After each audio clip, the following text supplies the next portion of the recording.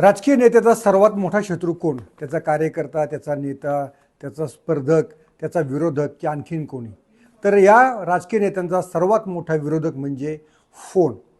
फोनवर ते जे काय पाहतात, बोलतात, लोकांशी संवाद साधतात, ही प्रत्येक गोष्ट ही निगराणीखाली असते, ती रेकॉर्ड होत असते. आणि याच रेकॉर्डमधनं मग अनेक अनेक मोठे कांड बाहेर पडत असतात.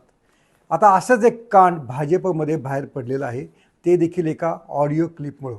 ही ऑडिओ क्लिप आहे विजय चौधरी, जे कधी काळी भाजपचे महामंत्री होते, उत्तर महाराष्ट्रामध्ये संघटक म्हणून काम करत होते. धुळे, नंदुरबार, जळगाव या 3 जिल्ह्यांमध्ये त्यांचा शब्द संघटनेमध्ये प्रमाण मानला जात होता.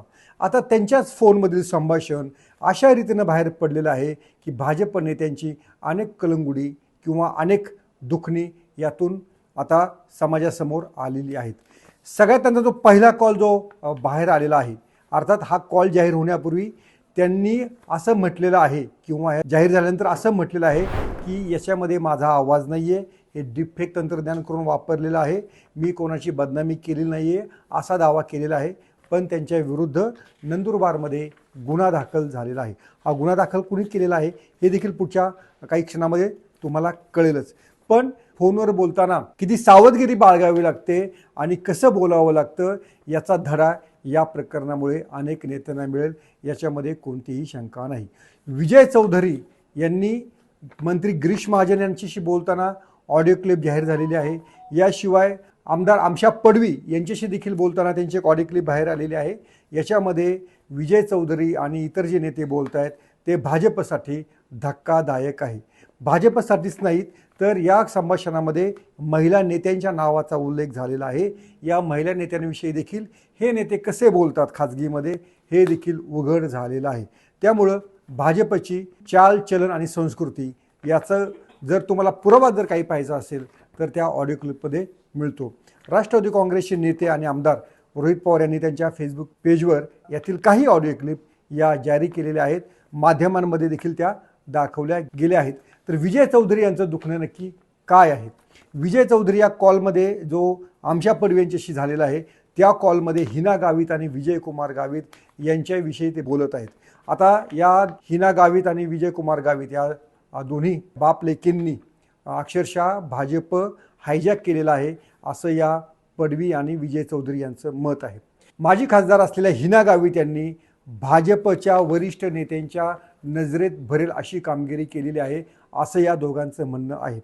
त्यांचा जर या लोकसभा निवडणुकीत पराभव झाला नसता तर त्यांना मंत्री होण्याची देखील संधी होती असं या संभाषणातून दिसून येत आहे.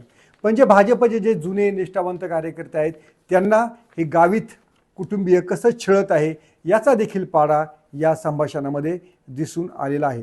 महामंत्री असलेल्या, सरचिटणीस असलेल्या विजय चौधरी यांना साधा निधी देखील गावित देत नाहीत अशी त्यांची तक्रार आहे. तिथले आमदार मंडळी देखील गावित यांच्या या प्रभावामुळे, तिथल्या नेतृत्वामुळे नाराज झालेली आहेत. कोणाला पक्षात घ्यायचं, कोणाला पक्षात घ्यायचं नाही हे सारं गावितच ठरवतात. गावित यांच्या दावणीला भाजप बांधला गेलेला आहे अशा प्रकारचा साधारणपणे सूर या साऱ्या संभाषणातून दिसून येत आहे. मग या हिना गावित यांना जर थोपवायचं असेल तर आत्तापासूनच आपण काळजी घेतली पाहिजे. हिना गावित यांच्यावर आरोप करणाऱ्या व्यक्तींना आपण पक्षामध्ये प्रवेश दिला पाहिजे. हिना गावित यांना वेळीच रोखलं नाही तर त्या संपूर्ण भाजप हायजॅक करतील आणि ते थांबवण्यासाठी आपण देवेंद्र फडणवीस यांच्या देखील कानावर या गोष्टी घातल्या पाहिजेत असं या पहिल्या ऑडिओ क्लिपमध्ये आपल्याला दिसून येत आहे. दुसरी जी ऑडिओ क्लिप आहे ती रक्षा खडसे यांच्याविषयी आहे. रक्षा खडसे यांच्याविषयी विजय चौधरी हे मंत्री गिरीश महाजन यांच्याशी बोलत आहेत. त्या संभाषणाची सुरुवात किंवा त्या ऑडिओ क्लिपची सुरुवात ही शिव्यांनी होत आहे. ही जेव्हा ऑडिओ क्लिप माध्यमं प्रसारित करतात किंवा लेट्सअपनं पण दिलेली आहे, सारखा बीप बीप बीप आवाज टाकावा लागतो. इतक्या शिव्या आणि गलिच्छ शब्द या साऱ्या ऑडिओ क्लिपमध्ये आहेत. त्या ऑडिओ क्लिपचा साधारणपणे कल किंवा सूर असा आहे की रक्षा खडसे आणि एकनाथ खडसे हे दोघे वेगळे नाही आहेत. एकाच घरामध्ये दोन पक्ष आहेत. पण रक्षा खडसे यांचा भाजपला काहीच उपयोग होणार नाही. एकनाथ खडसे हे भाजपच्या विरोधात बोलतात, देवेंद्र फडणवीस यांच्या विरोधात बोलतात, पण रक्षा खडसे त्याच्या विरोधात आवाज देखील काढत नाहीत. मग रक्षा खडसे यांचा उपयोग काय?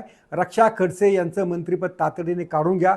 तुम्ही काहीतरी भाऊ फिल्डिंग लावा, तुम्ही काहीतरी करा, अन्यथा इथे भाजपचे कार्यकर्ते नाराज होतील, रस्त्यावर येतील. त्यांनी करायचं तरी काय, असा सवाल विजय चौधरी हे गिरीश महाजनांना करत आहेत.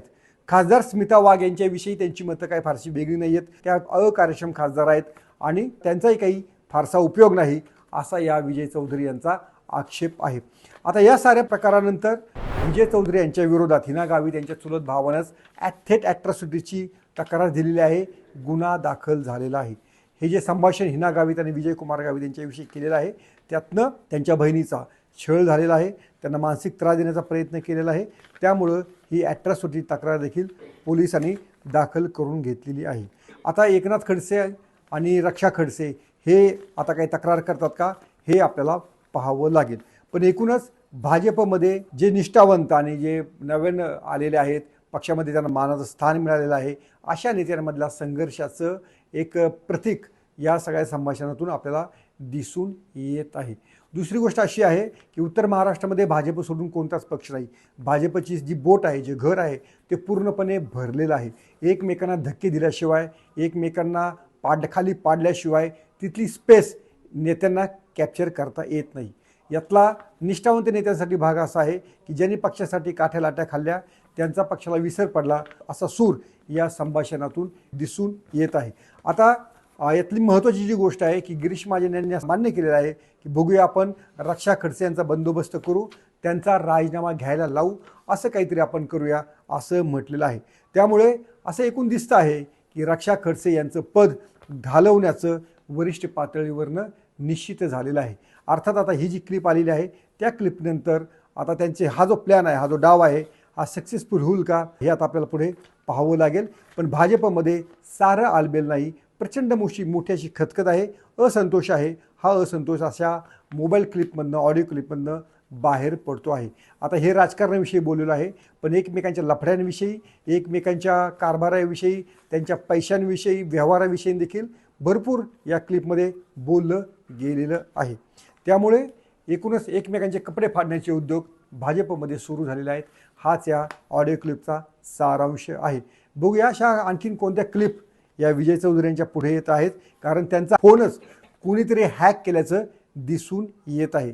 अर्थात जवळचाच कोणीतरी माणूस असणार, विजय कुमार गावित यांचा विरोधक समजून विजय चौधरी यांनी विश्वासानं त्या माणसाकडे काही मतं व्यक्त केली असतील, काही बोलले असतील आणि त्यानंच बरोबर विजय चौधरी यांचा गेम केलेला दिसतो आहे. ते जे फोनवर बोललेले आहेत हे त्यानं बरोबर बाहेर आणलेलं आहे. आता खाजगीमध्ये जे काही विजय चौधरी बोलत असतील, हे टेप केलं नसेलच याची खात्री देता येत नाही. पण या ऑडिओ क्लिपच्या माध्यमातून विजय चौधरी यांना गावित खडसे यांचा गेम करायचा होता, पण प्रत्यक्षामध्ये विजय चौधरी यांनाच आपल्या पदाचा राजीनामा द्यावा लागलेला आहे. त्यांचाच गेम झालेला आहे. त्यामुळे आधी म्हटलं त्या पद्धतीनं कोणताही एक मॅच्युअर्ड, समंजस आणि एक परिपक्व नेता कधीही फोनवर आता यापुढे बोलताना सावधगिरी बाळगेल, हाच या साऱ्या ऑडिओ कांडचा निष्कर्ष आहे. तुम्हाला काय वाटतं? पात्र लेट्सअप मराठी. सोशल मीडियाच्या भाऊ गर्दीत विश्वासार्हतेने चकाकणारे नाव म्हणजे लेट्सअप मराठी. सगळ्यांना, सगळ्या नागरिकांना ती स्पीच, ती लेट्सअप वरील मुलाखती म्हणजे विचारांचा खजिना. त्यानंतरच्या निवडणुकीमध्ये मला सोडून गेले. बातम्या केवळ वस्तुस्थिती सांगणाऱ्या, न प्रोपगंडा, फक्त जनतेचा अजेंडा. क्योंकि आने वाला कल जाने वाला है, जाने वाला कल आने वाला है. राजकारण, मनोरंजन असो की क्रीडा क्षेत्र, महाराष्ट्राची स्पंदने संवेदनशीलतेने टिपणारे माध्यम म्हणजे लेट्सअप मराठी. जगासोबत एक पाऊल पुढे राहण्यासाठी लेट्सअपचे ॲप, सोशल मीडिया आणि वेबसाईट सोबत कनेक्टेड रहा.